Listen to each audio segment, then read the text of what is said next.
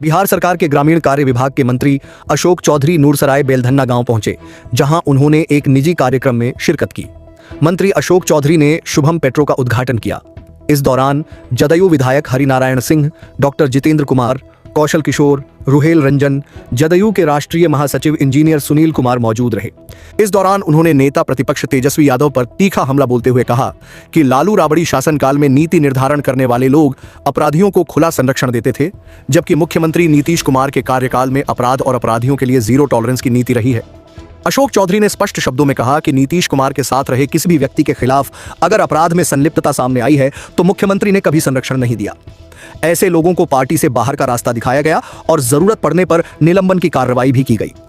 पटना में नीट की छात्रा की हत्या को लेकर मंत्री ने कहा कि सरकार इस जघन्य घटना को लेकर पूरी तरह गंभीर है और हर स्तर पर इसकी निगरानी की जा रही है।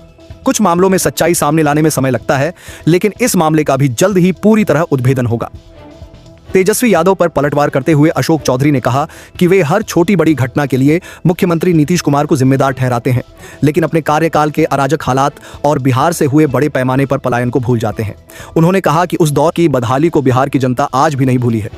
मंत्री ने दावा किया कि जनता ने तेजस्वी यादव को पहले भी सबक सिखाया था और 2025 के विधानसभा चुनाव में भी वही इतिहास दोहराया गया।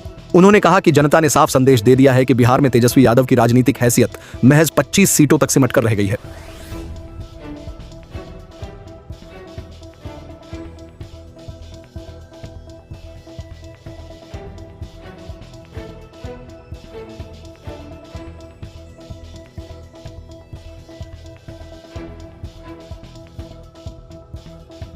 ऐसा है कि 20 वर्ष के अपने कार्यकाल में माननीय नीतीश जी का पदार्पण ही इस बिहार में इसलिए हुआ था कि जो पहले हम की सरकार थी वो उसके जो लोग थे, जो सरकार से जुड़े हुए लोग थे, जो प्रतिनिधित्व करता थे और उस सरकार में नीति निर्धारण करने वाले जो लोग थे वो अपराधियों को संरक्षण देना, वैसे व्यापारियों का दोहन करना, डॉक्टरों का दोहन करना, जिसके चलते बिहार में पलायन हुआ था व्यापारियों का, डॉक्टर का। और 20 वर्ष में नीतीश कुमार का कोई भी ऐसा व्यक्ति जो नीतीश जी के साथ रहा हो और किसी इस तरह के आपराधिक गतिविधि में, संविधान विरोधी कार्य में जुटा रहा हो, उसको नीतीश जी ने कभी संरक्षण नहीं दिया, पार्टी से निकाला, निलंबित किया, हर तरह के कार्य किए। इसीलिए बिहार की जनता को इस जो घटना हुई है उसमें भी माननीय नेता क्या कहते हैं, पूरा बिहार मेरा परिवार है, मैं पूरे बिहार के लिए लड़ता हूँ।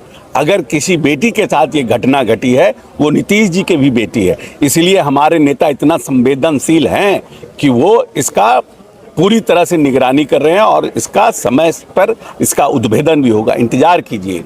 जो कुछ घटनाएं घटती है जो उलझा हुआ रहता है तो उसमें कुछ समय लगता है, लेकिन सरकार पूरी तत्परता से इसका उद्भेदन 2-4 दिन में करेगी और इसका दूध का दूध, पानी का पानी होगा। और जो लोग भी इस घटना में लापरवाही बरते हैं या जिन लोगों की तत्परता नहीं सामने आई है उन सब पर कार्रवाई भी होगी। तेजस्वी तो सीएम को ही जिम्मेदार मान रहे हैं।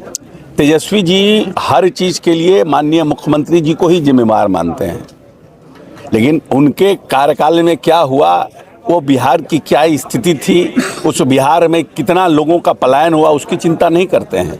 कैसे पर कैपिटा इनकम बिहार का बढ़ा, कैसे बिजली पर बिहार में आई, कैसे आज का बिहार का प्रति व्यक्ति आय बढ़ा, कैसे हमारा बिहार अग्रसर हुआ, उसकी चिंता नहीं करते हैं। कोई छोटी सी चीज़ अगर घटना घटती है, कोई भी घटना बड़ी या छोटी घटती है, उस पर वो सीधे सीधे नीतीश जी को, क्योंकि इसीलिए तो जनता ने उनको सबक सिखा दिया 5 साल के लिए। जो काम 2010 में हुआ था, जितने सीटों के आसपास थे उतने सीटों पर बिहार की जनता पहुंचा दिया। 10 वर्ष से उम्र कम है, ज़्यादा बोलते हैं कि हम काम करते हैं, हमने इतनी नौकरियां दी, लेकिन जनता ने उनको बता दिया कि आपकी हैसियत इतने सीटों की है इस बिहार में।